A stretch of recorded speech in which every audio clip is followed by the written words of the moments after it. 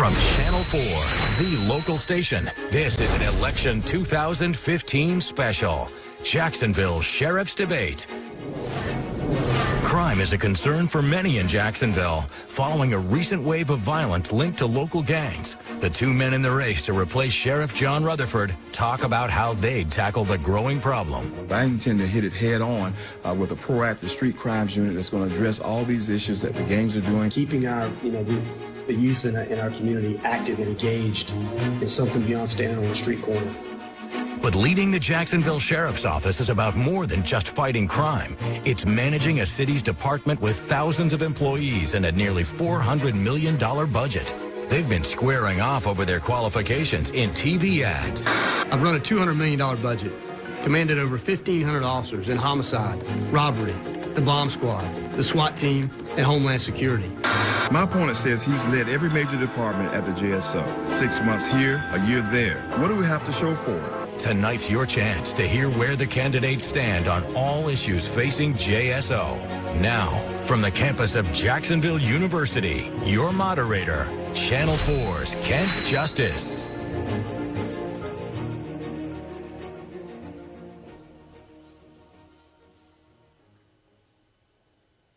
And good evening and welcome to our 2015 Sheriff's Debate.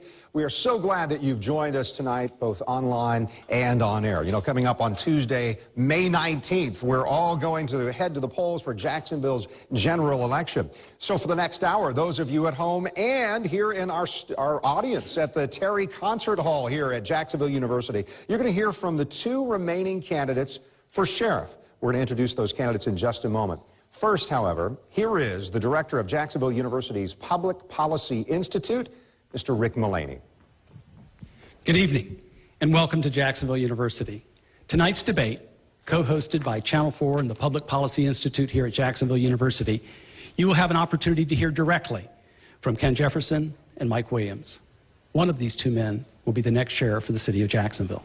Make no mistake, with a $400 million budget, nearly 3,000 employees, and countywide responsibility due to Jacksonville's consolidated government, the Sheriff of Duval County is one of the most important law enforcement officers in the state of Florida.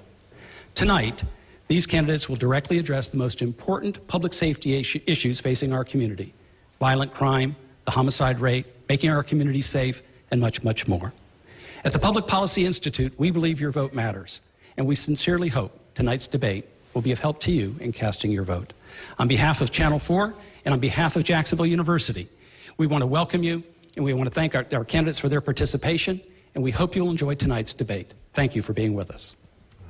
Thank you, Rick Mullaney, and thank you, Jacksonville University. So, at this point, let's welcome our two candidates to the stage in alphabetical order. They are Mr. Ken Jefferson, a Democrat, and Mike Williams, the Republican candidate tonight. These candidates will soon make their opening statements, and then we will begin the questioning. I want to make sure you understand how the questioning will go tonight. I'm going to pose a question to a specific candidate, and then they'll have 1 minute to respond. The other candidate will have a minute to respond as well. And then each candidate will have 30 seconds for rebuttals. As moderator, I do have some discretion to ask follow-up questions, and then the candidates will have 30 seconds to respond to those questions as well. The questions have been developed tonight by our News for Jax political team and solicited from viewers like you through social media. Later in our debate, the candidates are also going to have a chance to ask a question of each other. The candidate at that point will take 20 seconds to pose a question. The candidate receiving the question has 60 seconds to respond, and if needed, the candidate who asked the question will get 30 seconds for a rebuttal. All right, so during the debate, we will let the candidates know how much time they have with some colored paddles that are right here off stage, right in front of the candidates. They'll be known at 30 seconds, 15 seconds left, a yellow paddle will go up, and again, when the time is up, a red paddle goes up. You may hear a ding in the background when the time is up. So we've got just one commercial break for you tonight, and that's going to happen about halfway through our debate. And then after all the questioning is done, we want to hear what you say. We want you to participate tonight. You're going to have a chance to go to newsforjax.com or pick up your News for Jax mobile app and tell us who you think won the debate. Now, you're not going to be able to vote yet. We want you to listen to all the answers first, but toward the end, I'll remind you how you can participate in that. And then voting will just be open during the closing statements for the candidates tonight. 1 hour ago, we flipped a coin to determine the order for the opening statements as well as to determine who will get the first question tonight and the order of closing statements. Each candidate will have 1 minute for their opening statement, and based on that coin flip tonight, Ken Jefferson, we'd like to hear your opening statement. Thank you, Kent. Good evening. I want to thank WJXT as well as JU Public Policy Institute for hosting this debate, a lively debate between these two candidates. The most compelling issues in our city right now is violent crime. I understand that. There's a veil of violence that's hovering over our city. I can help turn that around with your help. Back in August of last year, I published a plan detailing how I intend to attack the violent crime, the drug crime, and the gang activity here in our city. That plan has been on the books for 9 months. And in that plan, it describes how we can do better together. I understand, I also pledged that I will reduce the violent crime, drug activity, and gang activity by 25%. But I understand that that's a lofty goal, and I can't do it by myself. I'm going to need your help in this fight against crime. My name is Ken Jefferson, and I look forward to this debate. Thank you so much, Mr. Jefferson. Mike Williams, you have 1 minute for an opening statement. Thank you, Kent. There's a new generation of police officers at JSO, and one of us is ready to lead it. I spent 23 years serving this community and worked my way through the ranks, serving at every leadership level in the agency, and ended my career eventually leading 1,100 police officers day to day and managing half the agency's $400 million budget. Tonight, my opponent will tell you that he's never supervised anyone, but he's been a leader. The truth is, in 3 administrations under Sheriff McMillan, Sheriff Glover, and Sheriff Rutherford, no one asked Ken to lead anything. We have real issues in our community that require real experience. My name is Mike Williams, and I'm looking forward to your questions tonight. Thank you. Thank you, Mr. Williams. All right, thank you, candidates, as we get started with opening statements there. As I mentioned, we also flipped a coin, a very unusual coin, apparently, always coming up heads or tails, one of the two. And in that case, Mr. Jefferson is going to receive this first question. Here's the topic. It's on gangs. JSO revealed last month that there are 47 documented gangs in Jacksonville, and we heard with about 1,200 members. When a JSO director at that news conference announced gang involvement in recent killings in April, he promised gangs. He said, gangs in Jacksonville, I want you to know, JSO is coming after you. The state attorney's office has a prosecutor named Rich Manti that we talked to. He tells us that most gang members are between 16 and 24, but some of them are as young as 12 years old. So with so many of those gang members juveniles, do you have to change tactics in addressing the issue? Or do you go after them as you would adults? And what has changed in the tactics used to fight gangs from, say, 10 years ago compared to now? Mr. Jefferson. Well, the tactics are pretty simple. You'll have to be proactive. But let me back up. The JSO is now responding to all of the violence that's happening here in our city. It's a reaction. Back in 2006, my opponent headed the gang unit. He was in charge of the gang unit. At that time, he said that there were only 16 gangs with 160 gang members in our city in 2009. He came back in 2010 and said there were 30 identified gangs with 400 members in 2010. But they did nothing about it. They allowed them to organize. He allowed them to fester. He allowed them to corrupt this city by not being proactive. Now, all of a sudden, we've got all these people ready to be reactive with the sheriff's office, with the state attorney's office. But my opponent was in charge of the gang unit and did nothing. He failed. Now gangs are wreaking havoc in our community. All right, thank you, Mr. Jefferson. Mike Williams, address that for me, especially the juveniles component of that. Correct. Ken's partially correct. I created the gang investigation unit for JSO back in 2006, and we had a really intense focus on enforcement activity with gang issues, and have done a good job in the last several years. We've targeted gangs using RICO statutes and done a lot to certify gang members, which really makes that number grow, really sets those gang members up for prosecution, for enhanced prosecution, and those RICO charges. So again, we've done a lot in terms of enforcement. But to get ahead of the gang issue in our community, enforcement is not the only piece of the puzzle. We've got to work the prevention end. You mentioned a 12-year-old gang member. We have got to get kids at a younger age, get them involved in things, get them involved in after-school programs, youth development issues, and we've got to get, reach that young boy and girl and keep them off that street corner so they never meet that gang member or drug dealer. That's the way to get ahead of the gang issue in our community. We've done a good job of enforcement, but I can tell you that without the prevention piece of that puzzle, we're never going to get ahead of the issue here in our community. I want to dive into that a little bit more, and I want to start maybe with some of what Mr. Jefferson just mentioned. So, sure. Mike Williams, question to you. So if you started that gang unit in 2006, you also said that you served in the Attorney General's Gang Reduction Task Force, claim that leadership experience for JSO qualifies you to be sheriff. So if all that's true, if you've been in leadership for years with the agency, then why haven't you or your agency put an end to gangs in Jacksonville in that past 10 years almost? Well, good question. I can tell you this, that when you talk about prevention issues in our community, that is a community-wide effort. So as an entire community, we have to really join together. And we've done that in recent years, going back just as far as 2011, when we had the Jacksonville Journey completely funded, and those programs were active and really robust. You know, we had murder totals in Jacksonville as low as they've been since 1970. We were engaging youth at a young age. We had an additional 147 police officers on the street in 11. We also had all 92 community service officers on the street. So that combination of things worked for us in 2011. So we've had success in that area. But again, when you talk about the issue, the gang issue in our community, it's not just enforcement, which we've done a good job of. It's about prevention and intervention as well, and those are community-wide efforts. We've got to do a better job of engaging the community and helping us with that issue. Yeah, Mr. Jefferson, do you want to address that? I do. I've got a specific question for you on the topic as well. That response sounds good, and it sounds like it's straight out of my playbook that was published 9 months ago, being proactive in getting young people involved at an early age, between the ages of 9 and 12. I've always contended that we've got to get them at a young age so that the gang members won't recruit them.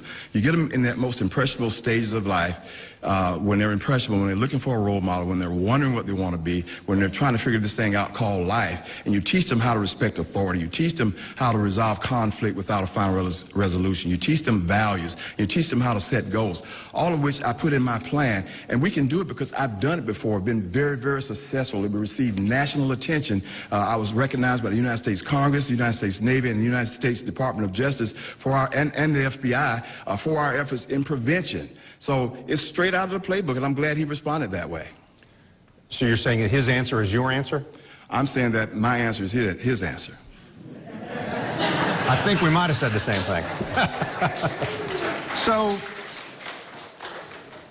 So let me make a pointed question to you. Ken Jefferson, you haven't led a division in the sheriff's office. You haven't led the gang task force. Without that experience and that expertise, why do you think that, as sheriff, rather than as patrolman or what have you, you can destroy the influence and presence of gangs in Jacksonville? How can you accomplish maybe even what you just talked about right there? My opponent is right. I've not been a supervisor within the Jacksonville Sheriff's Office after serving for 24 years. He's been a supervisor on the sergeant level, lieutenant level, and so on and so forth. The difference between he and I and the effectiveness is that I have a measurable success level. Everywhere I've been able to serve, I've raised the level of performance. And I don't have to be a supervisor to be a leader. And that's what I was, a leader. Everywhere that I've served, I've led. And you know what else? This rank thing about being qualified for sheriff, there are several successful sheriffs in our county that never had rank. Dave Scott in Lee County, Sheriff Mescara in St. Lucie County. They're on the same level that I am, but they're all two-term sheriffs being very, very successful. So the rank thing, because my opponent spent most of his career in the SWAT unit, being over the SWAT, being a SWAT officer, that's just a flashbang, a distraction to try to get you off the issues. All right. Mr. Williams? And I'm going to remind our audience they're not supposed to be cheering. All right, that's the moderator glare right there. All right. I think the examples that Ken raised are really apples and oranges. We have in Jacksonville a law enforcement agency that has 3,000 employees and a budget of $400 million. I think you need experience at the executive level to be able to manage that. And we've done, again, a good job of in many areas over the past several years. Listen, nobody's perfect, but we've done a good job, and we've done a good job for this community.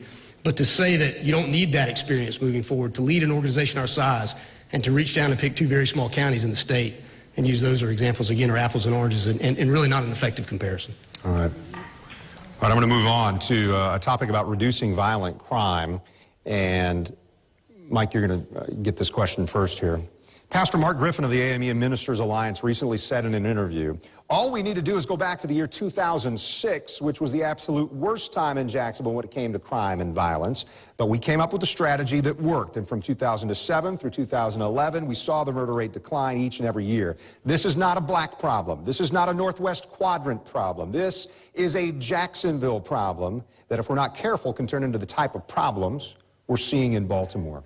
So, Mike, first to you. Since each of you were in JSO in 2006, what did you learn then that applies now and can turn around the numbers in violent crime? Listen, Mark's exactly right. In 2006, we had an incredible spike in violence, much like we're seeing now in Jacksonville.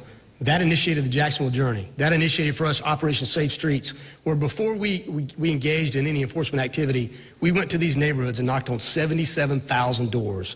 Told the people in those communities what we needed. We need your help. We're going to be in the neighborhood working on the shootings, working on the gang issues in that community. We were incredibly successful in Operation Safe Streets. The Jacksonville Journey continued to grow in funding. And in 2011, when we had some additional police officers on the street, the entire CSO program was developed during that window. And again, the Journey was funded completely. We had murder totals in Jacksonville as low as they've been since 1970. We had 72 murders in 1970 and 71 murders in 2011. So today, I think we only need to look back to that 2011 window, see what's missing, and replace that. We'll have some success if we do that. So I'm going to come back to you in a second here. Ken Jefferson, I'd like your response there. What did you learn in 2006 that applies now and can turn the numbers around in terms of... Well, I learned in 2006 that we needed a leader that could address proactivity.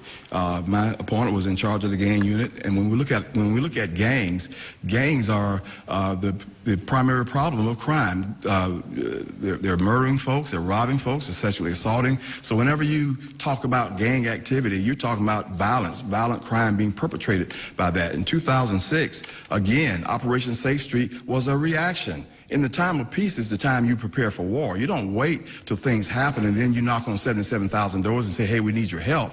You need to knock on those doors and build the relationship up with the community first and build that trust back up. And that's what I'll do as your next sheriff. I'll be out in the street, knocking on doors, walking the neighborhoods, playing with the kids, interacting with the people so that in the time of war, when we need to bond together, we can do better together and we'll stop this violent crime in Jacksonville.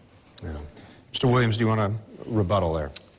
Listen, I think that any time in law enforcement, when you see an issue, you have to react to it. I think that's the natural inclination of law enforcement, to react to those things. I think the measure there is, were you successful?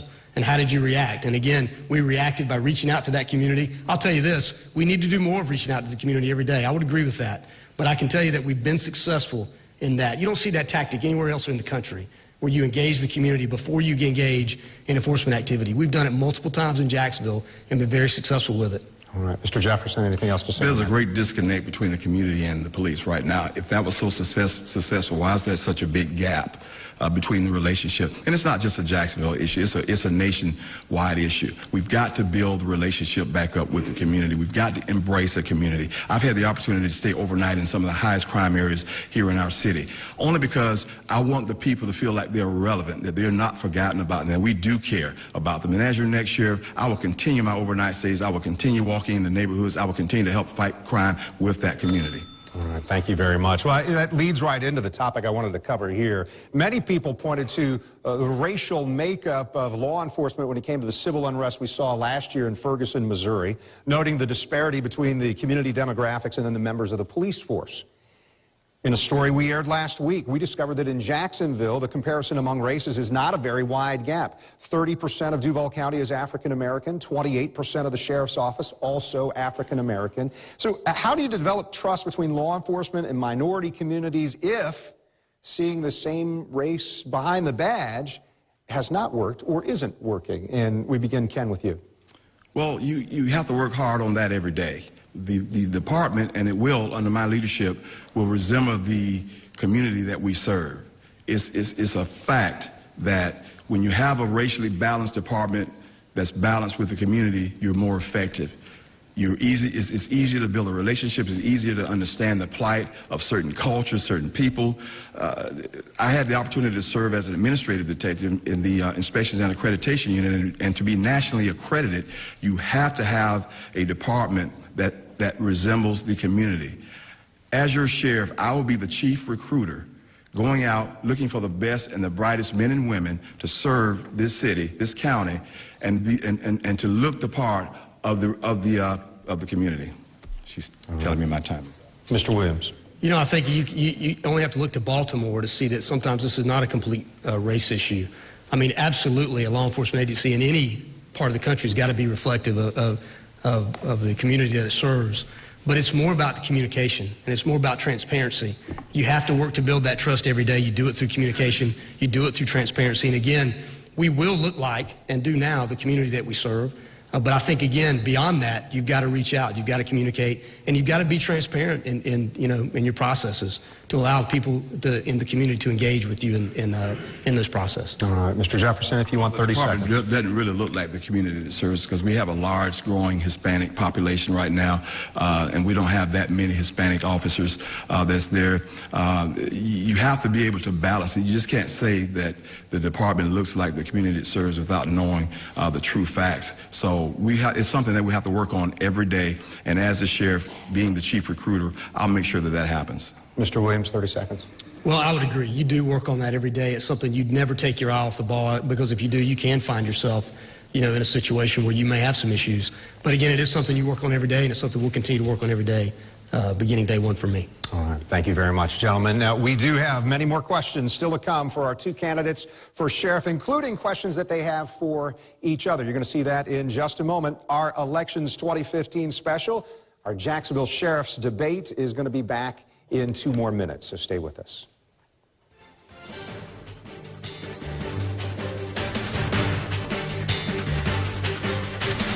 Need cash? Need it in an instant? Then you need InstaLoan. Get $1,000, $2,000, even $3,000 InstaFast. InstaLoan offers signature loans, personal loans, and loans on your car. If it's InstaFast, it must be InstaLoan. What did we do today? Well, before dance class, we cleaned 15,000 pounds of laundry for local hospitals, unpacked 1,500 cases of food for the commissary shelves at Mayport Naval Station, and served almost 6,000 customers at a local clothing store. How did we do it all? We just donated to Goodwill. Goodwill provides jobs and job training for thousands of people in North Florida every year. Donate, shop, jobs. Good things for North Florida with Goodwill. This week at Ashley Furniture Home Store, it's our best Memorial Day sale ever, with huge price reductions store-wide or no interest until January 2021. Choose from hundreds of sofas and sectionals. Find amazing savings on beds for the whole family and our newest dining room exclusively at Ashley. Price reductions this week or no interest until January 2021. It's our biggest Memorial Day sale ever. Hurry in today. Ashley Furniture Home Store. This is home. We try to maintain a family type of atmosphere. We don't want to be remote, distant lawyers that are standing in front of law books. We try to be friendly. We try to not be aloof. We try not to lecture to our clients. We handle thousands and thousands of cases over the years. But this is our client's one case. It's their injury. We want to represent them. We want to do what they want us to do, and we take the time to explain it to them. Need cash now? TitleMax can turn your car title into cash. Get the cash you need in as fast as 30 minutes. All it takes is a vehicle with a clear car title and a valid ID to get started. Bring your car title to TitleMax and say, I got my title back with TitleMax.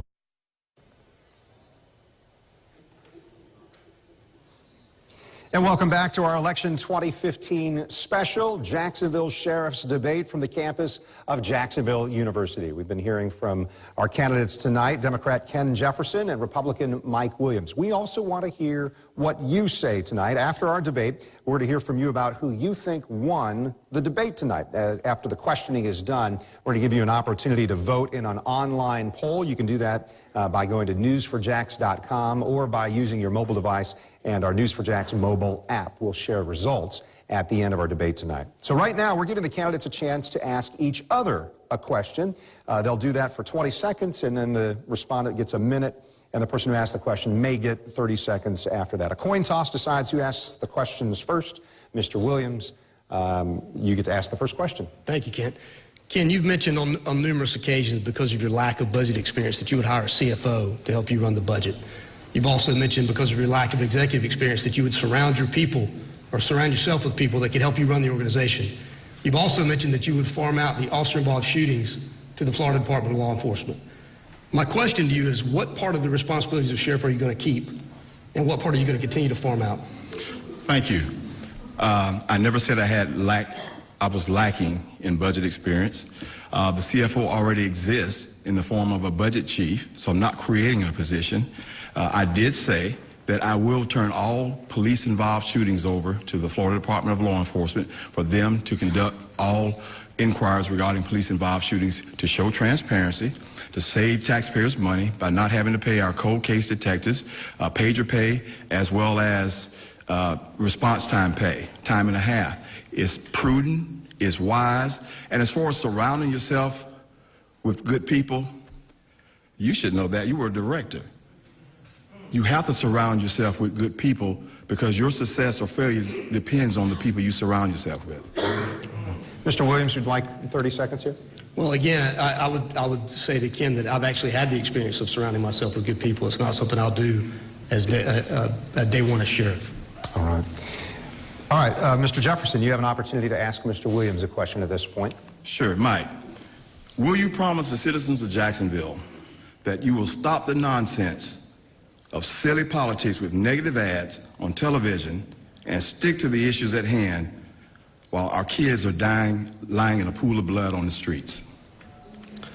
Listen, I can tell you this. There are things that this community needs to know before they select their next sheriff. And I think the experience of the men in this race is incredibly important. And I believe the fact that you've never supervised one person at JSO, I believe the fact that you've never held any rank, you've never managed $1 of the budget, and you've never been responsible for reducing crime in this community by 1% is an important factor. And it's something that should be known. And again, I believe experience is a big factor in this race. This is, after all, a big job interview for this community, and these are things that people need to know. All right. Mr. Jefferson, you want 30 seconds? I would take that as a resounding no. And the fact that you say that I've not been successful, in essence, is what you're saying. Everywhere I've gone, I have a proven track record of everywhere that I had the opportunity to serve. I brought national recognition to the Jacksonville Sheriff's Office on more than one occasion. I'm the only spokesman in the state of Florida ever to be named Spokesman of the Year for the entire state of Florida. So I bring experience, I bring knowledge. My opponent brings supervision skills. I bring leadership. And that's what our city needs right now, is a leader in the sheriff's office. All right. Mike, do you want to respond to that? I can. Listen, Ken had an honorable career, a 24-year career, but it was a career as a line-level employee. You would never take a bank teller and let them run the bank. You would never take a private in the Army and let them be a general. And that's the analogy that we have here today. So I think, it's, again, the experience is incredibly important, and people should evaluate that. And you would never take a director who 30 seconds for a rebuttal. And you never would take a director who couldn't reduce crime when gangs were festering and piling up, and now the chickens have come home to roost, and we're seeing violence every day. Just turn on your television every day. So why would you want a director who was in the position, who says he manages a budget but couldn't stop crime? All right, thank you very much, gentlemen. Let's talk about. Can I respond to that just 1 second? I've been counting, and each of you have gotten a couple of times to respond there. So I'm going to move on, Mr. Williams. Sorry about that. Let's talk about police training, tactics, techniques there for police training. In the course of the campaign, we've heard a lot of people talking about a need for improved training. We just discussed a moment ago improved diversity on the police force. There's a push for law enforcement agencies to use body cameras. So JSO is better in these areas of training than they were 20 years ago, right? But we're still talking about these areas need to be improved. Here's my question, beginning with you, Mike Williams. What really changes it, and what changes really make a difference that we're talking about?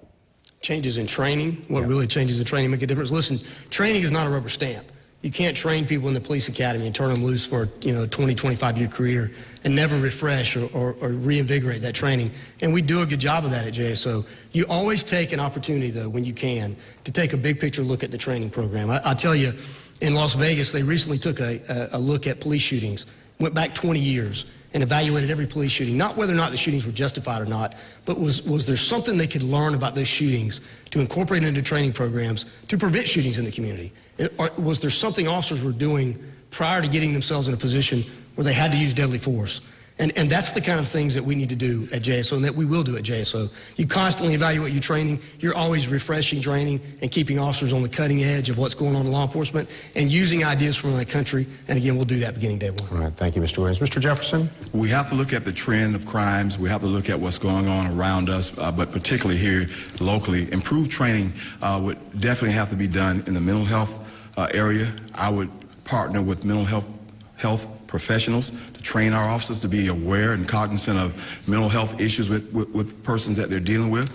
We need to have more training with our homeless people, to know how to deal with them, to have options for them versus incarceration. And then the wave of the future is going to be body cameras, regardless of what anyone says. We just had a police-involved shooting just yesterday, and maybe the body cameras, if they had been outfitted with the body cameras, would give us the full story based on what actually happened versus just what we're hearing right now. Without having all of the facts and knowing exactly what happened, we have to depend on evidence. We have to depend on independent witnesses coming forward. We have to depend on the information coming from the officers. So as your sheriff, the improved training would be in mental health awareness, how to deal with our homeless veterans, as well as body cameras.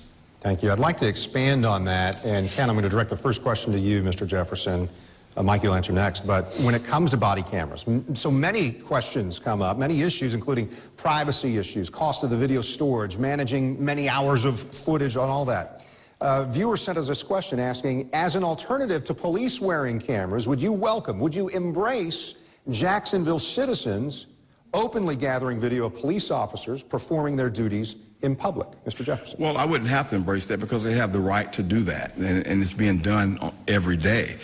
With regards to body cameras, you're right. There are some questions and there are some issues, and I would look at those questions and I would address those issues. But in the meantime, we've got different things that's happening that these body cameras, the wave of the future, could possibly help us with. For instance, based on studies already with agencies that have body cameras, they've been used to exonerate officers. They've been used to go against what people are alleging that happened.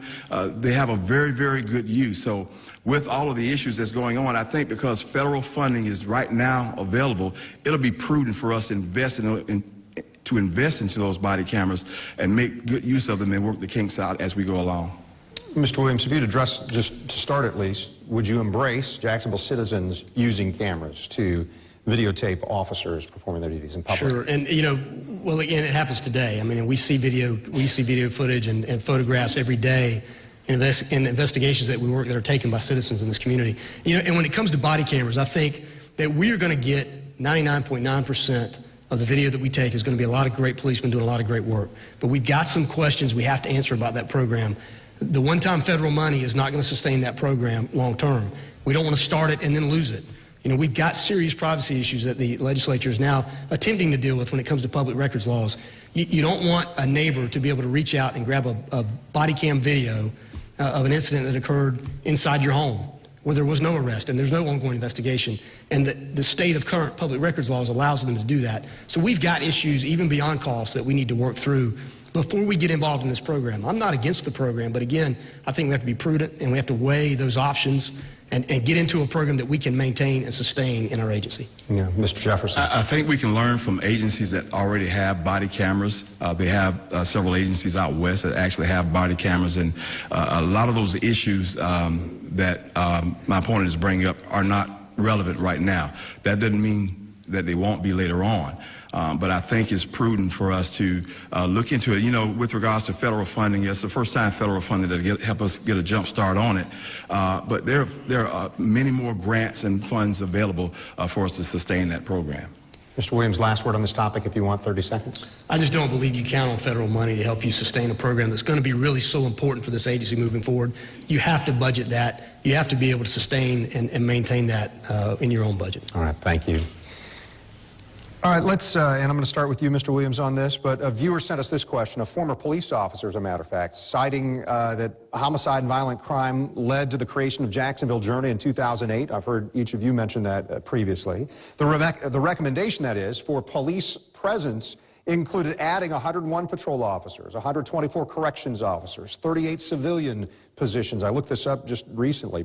Budget cuts, as we know, have forced the loss of 147 officers in the Community Service Officers Program. So this viewer's question is, do you believe more officers leads to lower crime? And if not, then how will you address the murder rate and violent crime as sheriff, if not through adding more officers? Well, Mr. Williams. generally speaking, adding officers can reduce crime, absolutely. You have to deploy them effectively, you have to manage them effectively, but that absolutely can happen. Again, we only need to look back to 2011, where we had the murder rate in Jacksonville as low as it has been since 1970. And what's missing today from what we had in place in 2011? What's missing is 147 police officers, a community service officer program of 92 officers that was a terrific force multiplier for us. They did things we did not need a gun and badge to do. They would pick up evidence, work minor crashes on the side of the road, and allowed these officers time to be down in neighborhoods, handling calls for service, building relationships. Again, a great force multiplier for us. And we had the Jacksonville Journey, engaging our youth with prevention programs. You know, we have the Police Athletic League with the Sheriff's Office, and we do a terrific job with that. But the scope of the journey and the scale of the journey was what we needed in Jacksonville. When those three things were in place, violent crime in Jacksonville was dropping in double digits. Murder totals were, as I just mentioned, that's, again, only 4 years ago.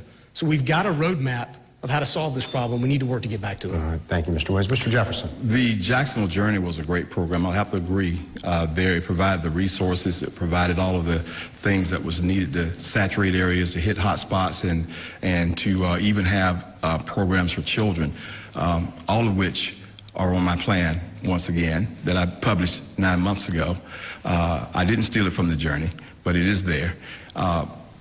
We've got to realize that the role of a sheriff is to not make excuses.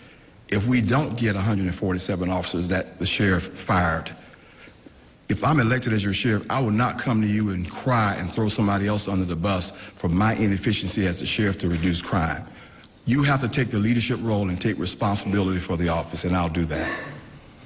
Do you want a 30-second rebuttal, Mr. Williams? I would just say, look, this is about solving the issue at hand. And the best way to solve the issue at hand is to look where solutions have been found before. Solutions were found in 2011, when, again, we had the officers on the street. We had the Community Service Officers Program up and running, and the Jacksonville Journey was fully funded. Again, you only need to look back at those numbers from that year to see what those resources got you. That's where we need to work to get back to. Thank you. Anything else, Mr. Jefferson, on the topic? I look forward to the Journey being refunded, again, because it is a great tool. It is a big help. But if it's not refunded, if they don't provide us with additional officers, if they don't provide us with additional resources, I'm the sheriff. I'm responsible. And I'm not going to throw the mayor under the bus, and I'm not going to throw anybody else under the bus. I'm responsible for stopping crime, preventing crime, and being proactive here in Jacksonville. And as your sheriff, that's what I'll do. All right, thank you. Mr. Jefferson, I'll start with you on this one. You alluded to this earlier, so let's dive in a little bit more. Let's talk about retaining officers or recruiting officers, even comparing to other agencies in the state which don't require a bachelor's degree. I understand that JSO's salary is 20% lower than those other agencies. So what would you do as sheriff to recruit and retain the best officers to serve the city of Jacksonville?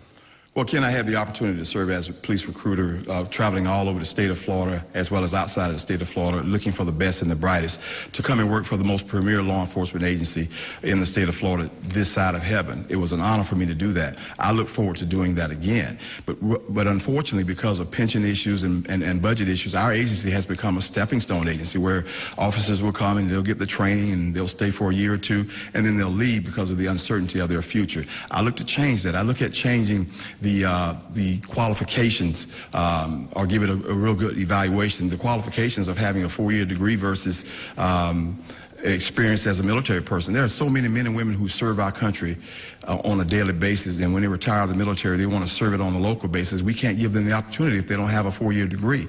So I'm looking to change that, to provide the opportunities for folks so that we can build this agency back up through the best and the brightest persons.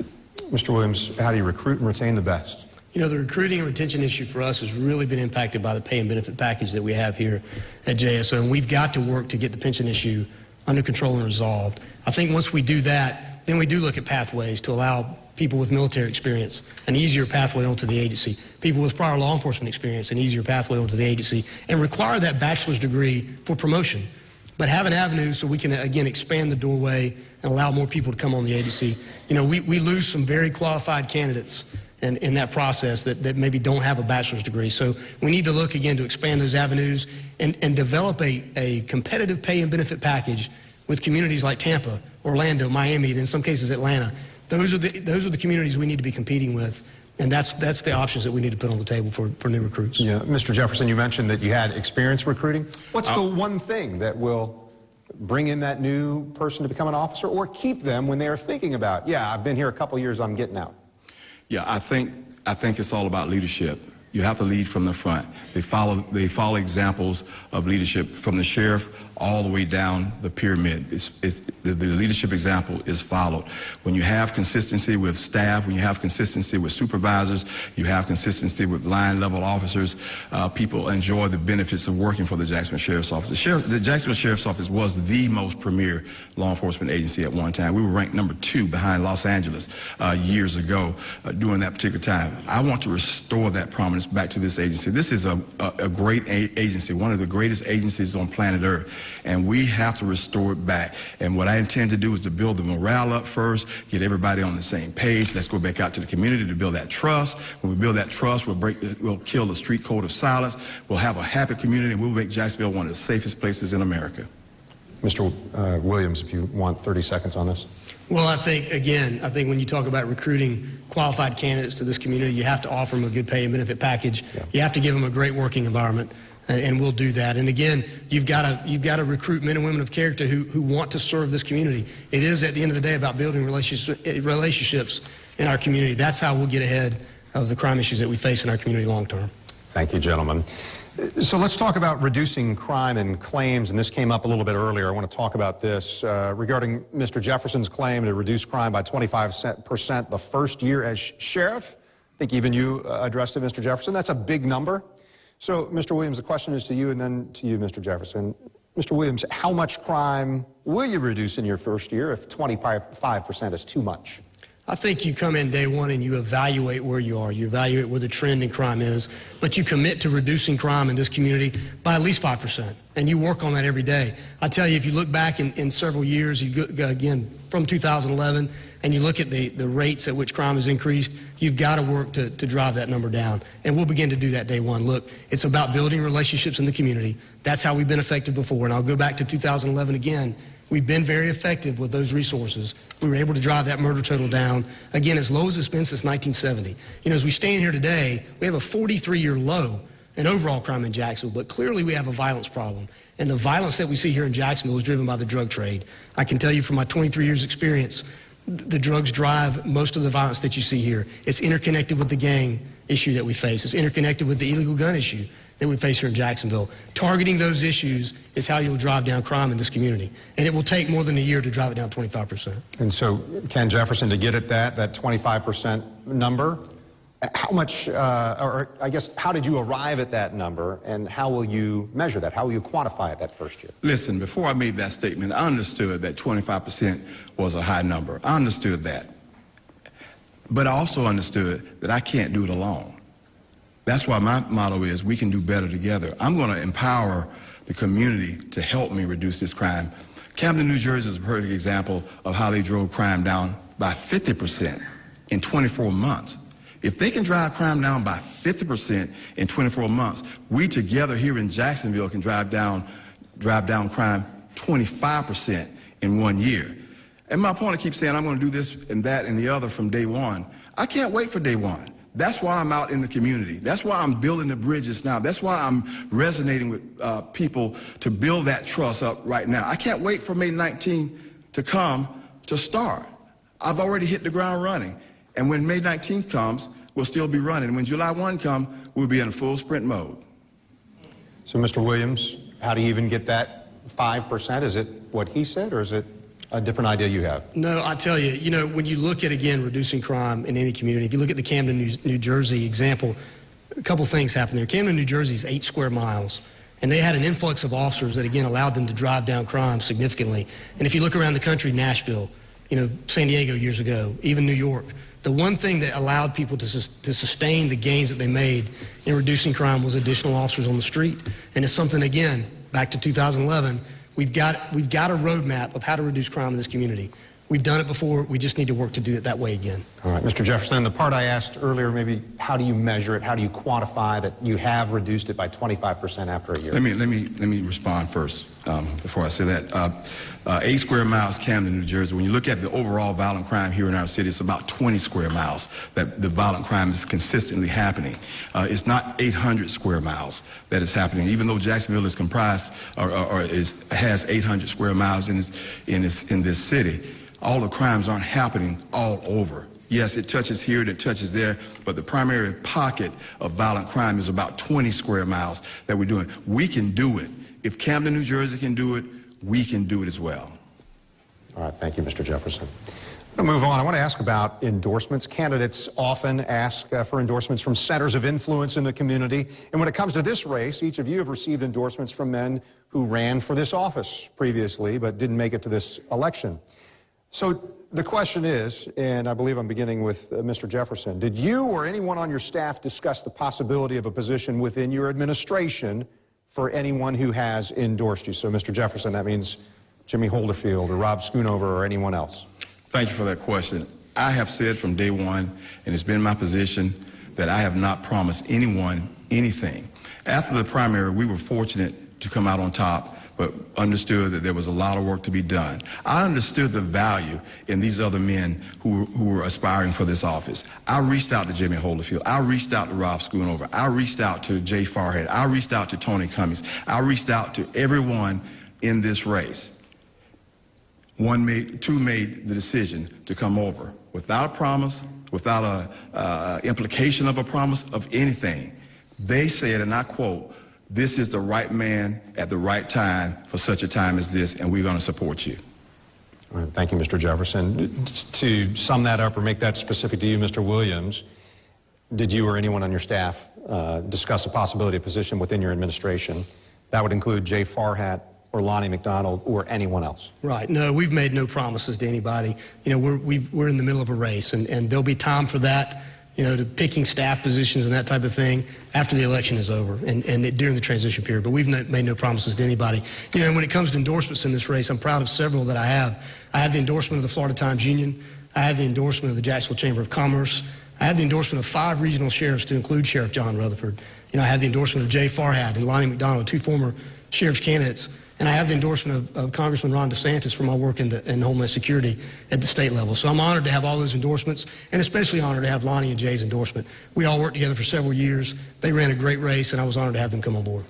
All right. I will say I have several endorsements as well. I won't go down the litany of the endorsements, but I'm honored to have each and every one of them. I'm honored to have the endorsement of Jimmy Holderfield. I'm honored to have the endorsement of Rob Schoonover. And those are men that had illustrious careers within the Jacksonville Sheriff's Office, and I'm very honored to have those endorsements. All right, Mr. Williams, last word on this. Yeah, you know, and I failed to mention the Northeast Florida Builders Association and the Northeast Florida Association of Realtors. You probably didn't offer them a position within the agency. I did not, but I wanted to put that in. Thank you. Thank you. Flashbang. Gentlemen, let's talk maybe about personal character a little bit here, and I want to get at it this way. As sheriff, and this was a viewer question that we thought was important. As sheriff, you're going to be responsible for making decisions that affect the lives and welfare of the citizens of Jacksonville, as well as the well-being of the police officers in your agency. So this viewer said, please explain a situation in your professional career where you had to make a tough decision that affected the well-being of the greater community, or one that directly affected the professional career of an officer within the agency. And I begin with you, Mr. Williams. I can tell you that I've made many decisions like that in my time as not only the director, but moving up through the chain as the assistant chief and the chief of Homeland Security. I served as the incident commander for high-risk incidents for our agency. So we're making life and death decisions on numerous call-outs at any given time throughout the period of a year. So again, we were successful in those, and again, those decisions can be very challenging, but we were able to make good decisions in that point. And I've made tough decisions that have impacted officers' lives. Look, as the chair of the Response to Resistance Board, I've made decisions that impacted officers' careers, and in some cases ended officers' careers. And that's not a decision I take lightly. But I think accountability is important for law enforcement. And if we don't hold each other accountable, then we can't expect to gain the trust of the community. So those are things, again, that I have a track record of doing, and I'm not just talking about, that I've actually done. All right. Thank you, Mr. Williams. Mr. Jefferson? You know, we've heard the phrase or the expression, the thin blue line, and people give the implication that we always look out for our own, regardless of whether it's right or wrong, and that's so far beyond the truth. I've had the occasion to affect an officer's life by having to be a witness against an officer for an allegation of something that was done. It affected his life, but it also affected me because it was the right thing to do. And any time I come across a situation like that, I'm always going to do the right thing, whether it hurts or whether they feel that it's not the right thing. But you always want to do the right thing. All right, thank you very much, gentlemen. I want to squeeze in one more question here, so I'm going to limit your answers to about 30 seconds, if that's all right. And Mr. Jefferson, I'm going to begin with you. Sheriff Rutherford recently told us that we do not have a trust issue in the city between officers and the public because people still call 911 when there's an emergency. They still want police to show up. How do you feel about Sheriff Rutherford's statement? Is that accurate in your opinion? We're the only law enforcement agency in town. Who else are they going to call? No, it's not an accurate statement. There is a large distrust between the community and the sheriff's office. I see it, I hear it every day. When I'm spending the night in neighborhoods, they want to feel relevant. They want to know that you care. A lot of these people only see the police officers 3 different occasions: when on a traffic stop, if they're being arrested, or if they're on a call for service. We've got to get the officers out of the cars, back into the communities. All right. Mr. Williams, how do you feel about that statement? I'll tell you, I don't think 911 is a good gauge, but I will say this. You know, as Director of Investigations and Homeland Security, I had oversight of every criminal investigation conducted by JSO, and I can tell you that we solve cases in Jacksonville at a rate that is above the national average, and in some cases double digits above the national average. And we're only able to do that because we have a good relationship with the community, and they do call us every day and give us tips and give us information to help us solve those crimes. But you can never take your eye on the ball. You can never take that for granted, and you have to be down in neighborhoods working to build relationships every single day. Yeah, Mr. Jefferson, 30 seconds. Because you're getting calls, that means you have a good relationship. You're sitting behind a desk waiting for them to come to you to call. As your sheriff, I cannot govern an agency from behind the desk. I cannot govern a community from behind the desk. I will be from behind the desk into the communities, working with the officers that serve us every day, working with the community to build that trust. But not only I, my senior staff on down, to include the line level officers, we're going to get out of the cars, we're going to take our streets back together. That's leadership. All right, Mr. Williams, last word here, and we'll move on. Well, I spent my entire 23 years in JSO. Every day of that 23 years was spent fighting crime in the community, not sitting behind a desk, but being out again, fighting crime and engaging the community at many different levels. All right, thank you so much. Thank you, gentlemen. And in just a moment, these candidates are going to make their closing statements for us. As they do, we want to hear what you say. This is what I mentioned a moment ago. We want to hear from you. What do you say about who won tonight's debate? So go to news4jax.com, or on your mobile device, go to the News4Jax mobile app and give us your opinion. You can only vote once, and then we're going to bring you results in just a few moments. Now we begin our closing statements, and again by coin flip about 7 o'clock tonight. Mike Williams, you're going to begin. Each of you have 2 minutes. Well, thank you tonight. Thank you to Rick Mullaney and the Public Policy Institute. We appreciate the opportunity. Listen, you've seen tonight there are major differences between my opponent and I. I spent 23 years serving this community and spent every day of that 23 years fighting crime in Jacksonville and leading the men and women of JSO in that fight. I led 1,100 police officers every day and managed half of our agency's $400 million budget. I make decisions in my personal and professional life that are grounded in my faith, that are accountable to my family and to this community, and they're based on real experience. I know how to get the most out of our organization, and I know how to use that to keep our family safe in this community. There are people in this agency that need leadership, and I'm here to provide it. There's a new generation of leadership at JSO, and I'm ready to lead it. My name is Mike Williams, and I'm asking for your vote on May 19th. Thank you. All right, thank you, Mr. Williams. Mr. Jefferson. Kent, thank you. WJXT, Rick Mullaney, thank you for the opportunity to be here. And thank you all for coming, as well as the viewers. I spent 24 years with the Jacksonville Sheriff's Office, and during that time, I held several leadership positions within the agency. My background, my track record proves that I have tested leadership that has been successful. Right now, this race is about who is connected to the community. It's about who can lead this organization and change the complexion of how we do law enforcement here in our city. If you're satisfied with the way things are going right now in Jacksonville, I need not tell you, don't vote for me. But if you're ready for change, if you're ready for us to build the trust back up with the community, if you're ready to forge a relationship, I ask you to join me. I ask you to help me, because we can do better together. I look forward to being your next sheriff. My name is Ken Jefferson, and I ask you for your vote on May 19th. Thank you. All right, thank you very much, gentlemen. And I want to give you an opportunity just to thank maybe those folks. As you've seen throughout our debate, the Terry Concert Hall is filled with people tonight who are interested in your answers, and many of them are supporters of yours. So thank you very much to all of them as well tonight. So for the past 4 minutes, we've been asking what you say. Who won tonight's debate? We just closed the online voting, and the winner is at the bottom of your screen there. And I'm not going to announce it here for you. You'll go home and find out what it is. But the voting is there. We've closed the voting, and so that's a little bit of a sample here. And now I'll tell you, 54% in favor of Mike Williams tonight. Tonight is, of course, that's a non-scientific poll. And ultimately, who wins happens at the ballot box. So tomorrow night, we're going to invite you to join us again for our mayoral debate. Democratic Mayor Alvin Brown and his Republican challenger Lenny Curry. They are right here facing off in this 1-hour debate starting at 8 p.m. And if you're going to be away from a TV, you can watch the debate, as you could tonight, on newsforjax.com or on our News for Jax mobile app. And then Tuesday, after you cast your vote, make sure that you join News for Jax for complete coverage of the results on election night. You know, polls open at 7, they close at 7. As soon as those results start coming in after 7 p.m., we're going to bring them to you on Channel 4 and newsforjax.com. As a matter of fact, starting at 8 o'clock that night, we're going to have special live coverage on newsforjax.com leading up to the 10 o'clock news. So we just did that You Say poll. That is unscientific, non-scientific. The real results, who wins and who loses, is up to you. And of course, early voting is still underway through Sunday, and then we get to Election Day this coming Tuesday. Thank you so much for joining us tonight. We're going to see you in one more hour for the 10 o'clock news. Thank you to our candidates and to Jacksonville University and the Public Policy Institute for hosting us tonight. Thanks for joining us. Good night.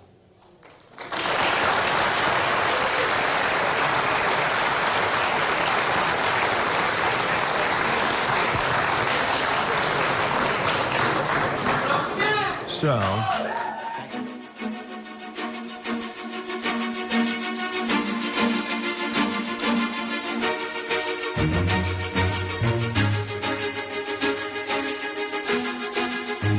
where is Jacksonville University? It's where you're surrounded by beauty. It's where you can expect excellence. It's where you choose the path that suits you. It's where opportunity is attainable. It's where outcomes are the focus. Jacksonville University is a premier private college in Northeast Florida. For 80 years, we have helped students reach their potential and achieve long-term success. Jacksonville University. You could be here.